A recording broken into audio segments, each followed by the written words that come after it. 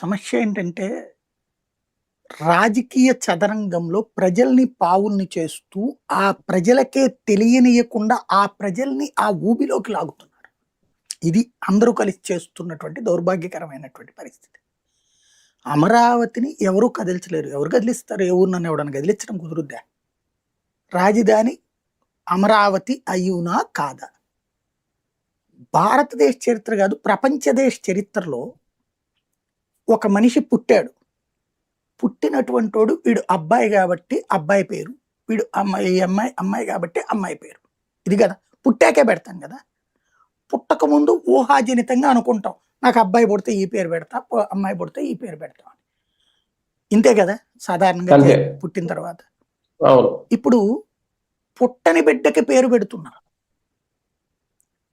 పుట్టలేదా? ఎక్కడుంది ఇవాళ?